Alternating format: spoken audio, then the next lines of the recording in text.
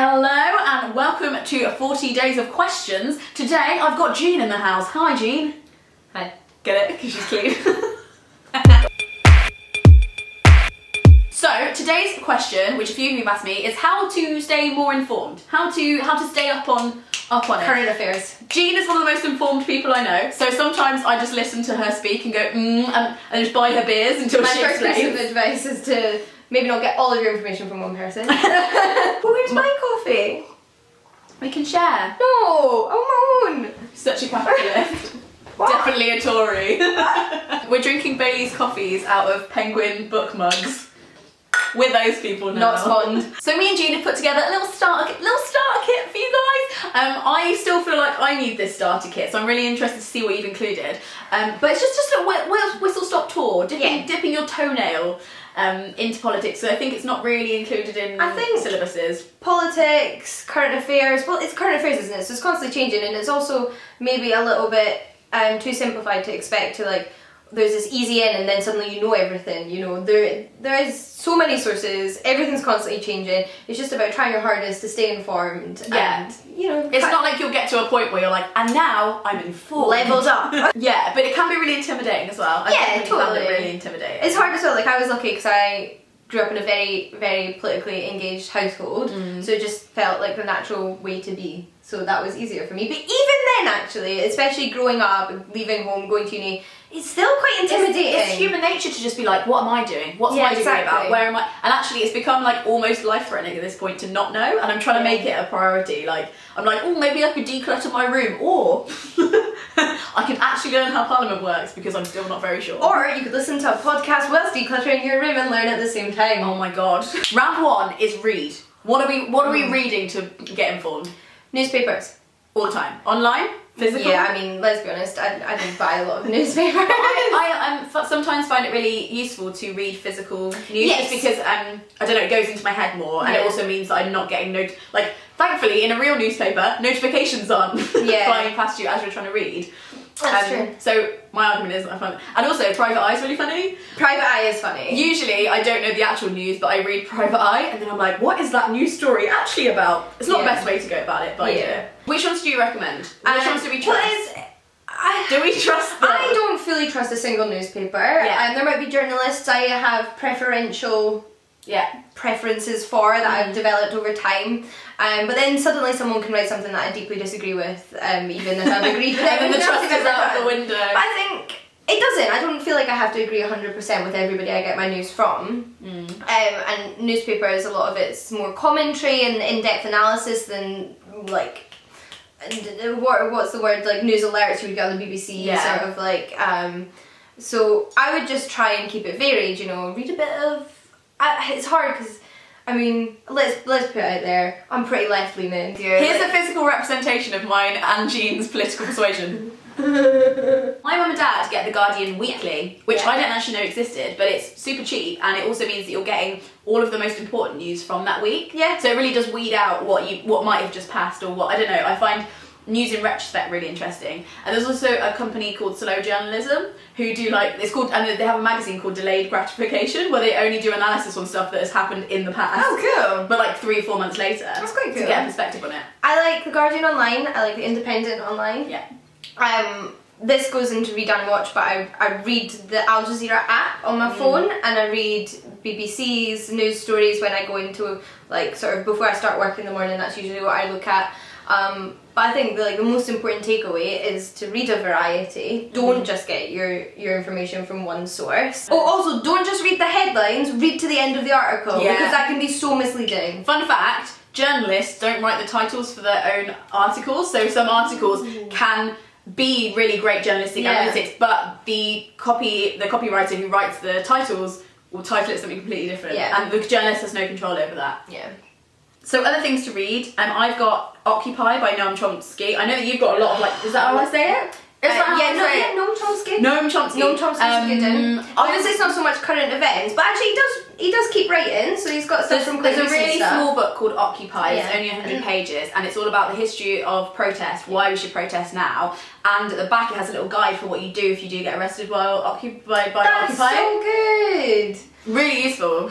I remember once going on a demonstration and we're all sitting on the bus having to write like a lawyer's number on our arm in case we got arrested. That's so hardcore. It's really good to stay informed on current events, but don't underestimate the value of reading stuff that happened, a few years ago or a few decades ago, because it actually has a lot of impact on what's happening now and might better inform you and help you understand why stuff's happening now. So like policies that were introduced in the 1980s still have an impact on us as like the millennial generation. Or even like the Tony Blair years. Oh gosh. I was quite young during that. I'm not really sure, but I'm pretty sure he did a lot of damage. So like, there's also a book called Harry's Last Stand, which I still love. 92-year-old on Twitter. Political activist. Follow Harry on Twitter. So he lived through the Depression before the NHS. He lived through both wars and he's still around commenting on what's happening now and its relationship to where Britain was not that long ago. I really liked Owen Jones' The Establishment. He also has another book called Chavs, which are very relevant if you live in Britain. And I think actually there can be a focus on sort of American politics even if you don't live in North America. Yeah. So it's good to be familiar with stuff that's going on around you. Yeah. So if you're in Britain, I like Owen Jones in general. I follow him on Twitter. Don't agree with everything he says, but he also has a great stuff. YouTube channel. He does! Round 2, watch. What should we be watching? Owen Jones on YouTube. All the way. Also, Jonathan Pye, who is a spoof newsreader. He's a comedian who plays a spoof newsreader. And it's what he imagines newsreaders say between the takes. Yeah. But obviously from the perspective of a specific, like, he again is quite very left-leaning and he obviously comments on that perspective and the character he's playing is left-leaning. And watch Mock the Week! It just gives you a summary of the news stories. News isn't that stressful. No, there's lots of hilarious people that also are working hard to make news accessible. Yeah, so I think good comedians are usually clever and observant on stuff that's happening around them. You also were talking to me about Meet the Lords. Oh my goodness. I'm so excited to watch this. Meet the Lords is the best thing that's come out of the BBC in a while. It's amazing. It's a documentary series in 3 parts that they filmed last year in 2016, and each one focuses on a different kind of aspect of the House of Lords, and it goes behind the scenes in the House of Lords, follows barons and baronesses, gives you a breakdown of how the House of Lords works and their legislative power. And I always knew kind of about the House of Lords, but I didn't realise how much I didn't know. Like how much impact that they can have on legislation. And so it follows Dubs, when he campaigned for the Dubs Amendment, which was to let child refugees into the country. So they do all of the nitty gritty stuff when it comes down to policy. And like they tried to fight for retaining the rights of European citizens living in Britain, which the House of Commons overruled, unfortunately. But they, actually the House of Lords, despite not being an elected body, are quite often very much on the side of the people. That'd be really interesting. Is it directed like the Kardashians? That's how I'm picturing in my head. It's quite like jumpy. Like it does it's not boring. It's not boring. And in general, the third one was just like watching the news. Yeah, watch the news. Watch lots of different newses. Again, I'm gonna just say I love Al Jazeera because not only not North American focused, but not at home British focused. People who don't live, especially in the Western world, have a very different perspective of what's important news. Like, we don't hear about half the stuff that happens in the Middle East. Yeah. So, get your news from somewhere that isn't just about Britain. Round 3 is listen. What are we listening to? You've got a lot of podcasts. I'm going to do more podcast videos very soon, trust me. But for now, in brief, James O'Brien, who is an LBC radio host, and it's very interesting because he really hates Nigel Farage, and Nigel Farage has now been given his own show on on LBC. James is very empathetic, he's very funny, he explains things in a really accessible, simple way, but he also has this very gentle anger to him where he's like, this is so clearly stupid and I can't believe people are standing behind it. And Jonathan Pye. Yeah, and he lets people ring in who voted leave or disagree with him, and he just talks them through it. He's like, okay, that sounds, I'm gonna entertain that. Why? Or I'm going to entertain the example, please. It's just literally point, evidence, explanation. Please explain why. Also, shutting people down doesn't necessarily change their opinions or get you anywhere. You have to engage in debate. Yeah. Definitely. Yeah, so Right Dishonourable is a podcast that my friends Jimmy and Jazza do. That is again discussing politics in sometimes in depth, but still funny and accessible long form way. And I've learned a lot about topics from them because they talk about it from the beginning of the topic. They'll be like, oh, so this has happened. By the way, this happened 3 years ago. What and Politics is the other one. This is two Irish men, one of them who's informed, one of them who isn't that informed, admittedly. And it's one of them asking the other one stupid questions about politics. So they do episodes like, what am Brexit? What am Trump? And it explains it from literally the very beginning.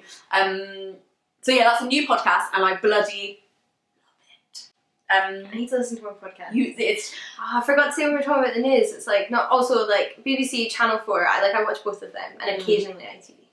But like the 6 o'clock news goes into podcast form as well, so you can get that on a podcast that's app, great. and you get a notification every day being like 6 o'clock news is up, and I'm like, cool. Depressing though. In my house, we like watch the 6 o'clock news with dinner.